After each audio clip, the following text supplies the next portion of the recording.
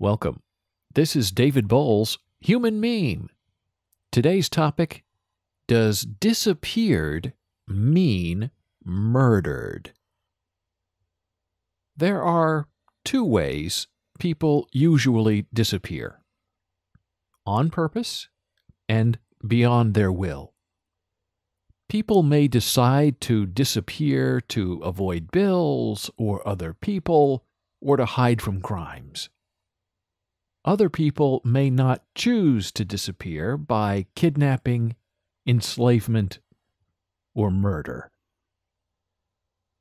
The deception is in the disappearance, or the appearance of a disappearance. The internet is a strange and ugly and wonderful place, packed with joys and grief and mystery. You may already be familiar with the story of Wendy Hile. She lived in my Lincoln, Nebraska neighborhood, and we both started growing up together, and then she was murdered. I wrote about Wendy's killing on bolesblogs.com, and I've mentioned her and my wendyhile.com website domain name here in other episodes of this Human Meme podcast. Wendy Hile was raped and murdered by a neighborhood classmate, who then lied to police, and later on, after pleading guilty, he did some time, and was then able as a free man to have what he stole from Wendy: a good job, a marriage, and children. The murderer lives. The innocent victim molders in her grave. Now, also in a previous podcast, I wondered aloud, in general, nothing in particular, nothing tremendously specific, what sort of woman, what sort of desperate woman would marry a confessed and convicted rapist and murderer? And why, after marriage, would you then decide to propagate that by having children with such a man? How do you later explain to your children that the man you married, their daddy, raped and killed another woman? Daddy loves Mommy, but not that other girl he raped and murdered. It's just too odd and too weird not to convey into the tar pit of an unwitting humanity. Then there's the story of Oscar Long, another Lincoln, Nebraska childhood friend who moved to New York City to start an acting career. Oscar was a loving man and a big talent. In New York City, Oscar married and had a daughter, and then later on things turned strange, as so many lives can in the big city. It seems Oscar ran into some money trouble in New York, and then he disappeared. Was his disappearance by choice, or want, or mystery? Did he assume a new identity? Did Oscar kill himself? Was Oscar Long murdered for money he owed to bad people? The rumor on the street was that Oscar owed around $50,000 to people. Now, that is not really a lot of money in New York City.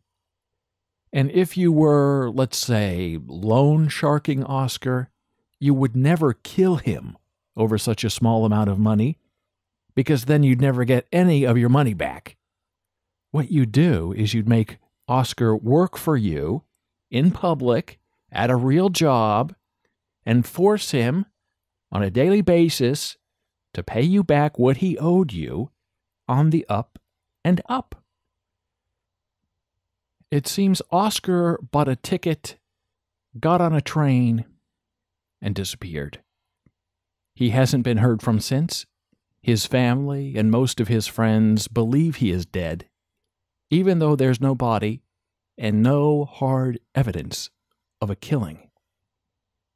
You can get all the gory details on the disappearance of Oscar Long by reading about him in my article on bolesblogs.com. The other day on Facebook, I was sent a message.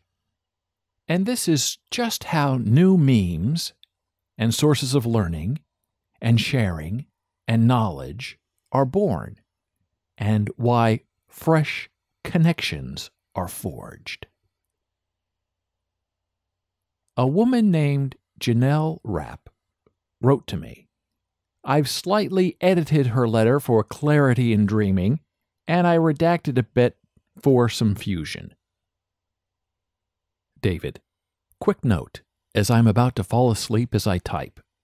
I was thinking of Wendy Hile and realized that not only was my friend Wendy abducted and murdered in high school, but so was my sister later.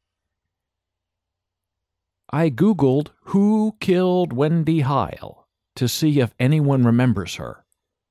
I had heard Mark, her killer, had gotten out of prison and got to have a life. It doesn't seem fair.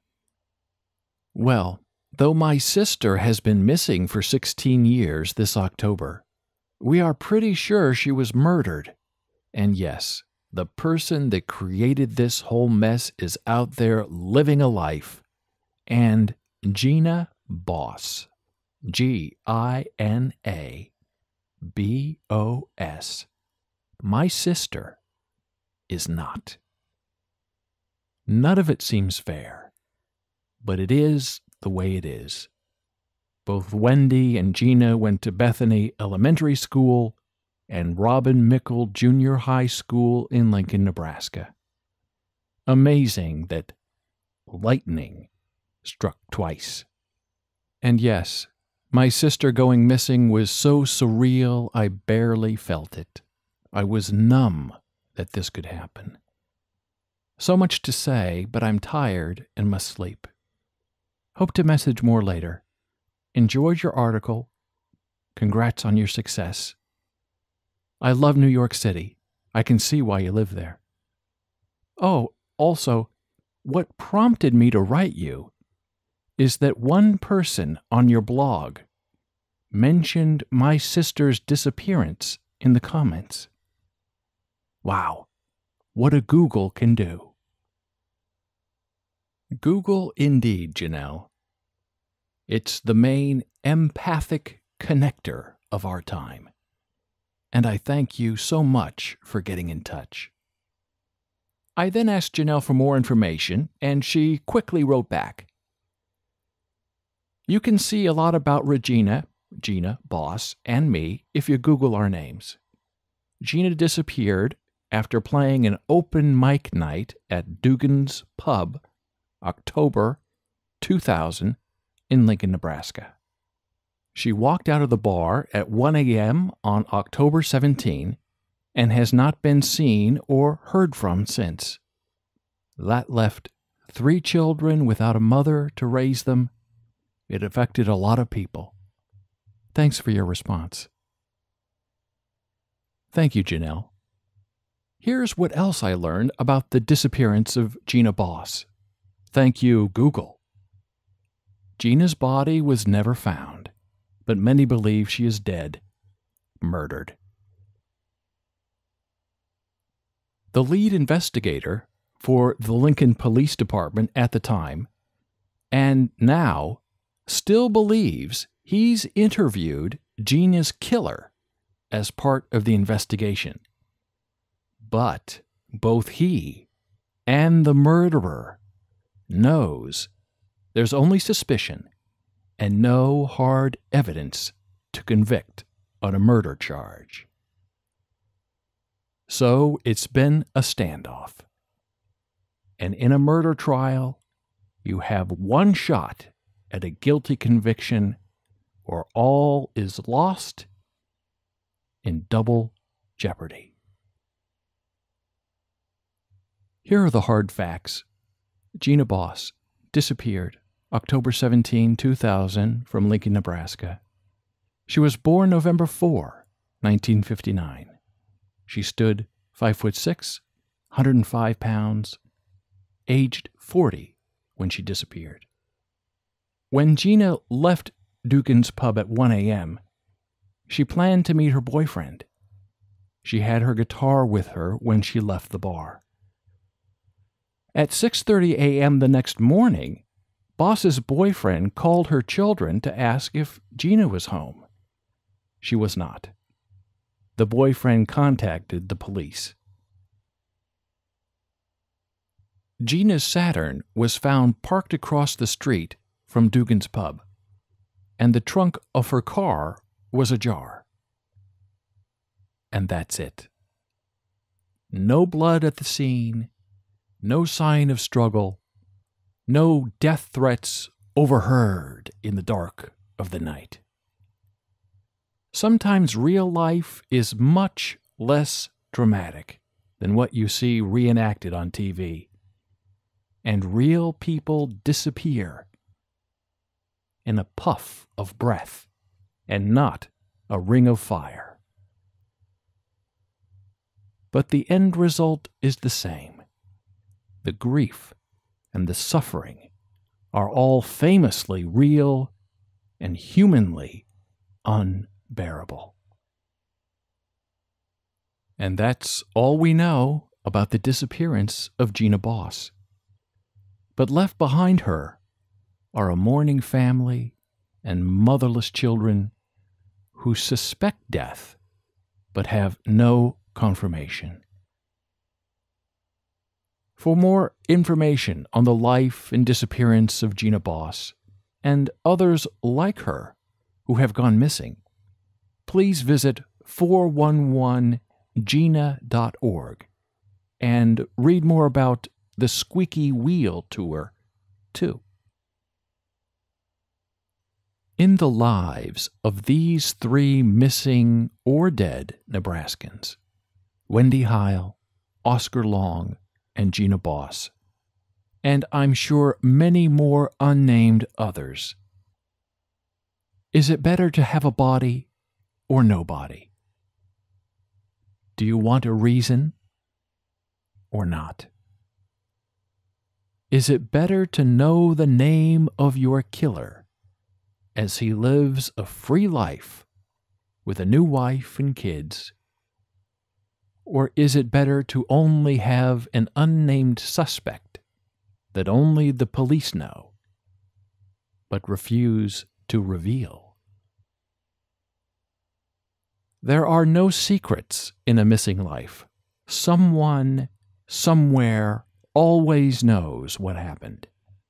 And we know that's the case in the disappearances of both Oscar Long and Gina Bos. Dead men tell no tales, but live witnesses do, and somebody has proof of life or evidence of death.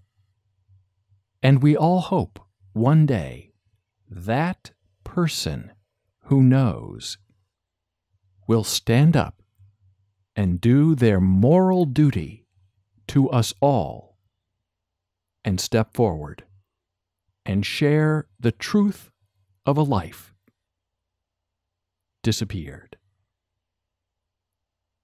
Thank you for listening. Be a human meme.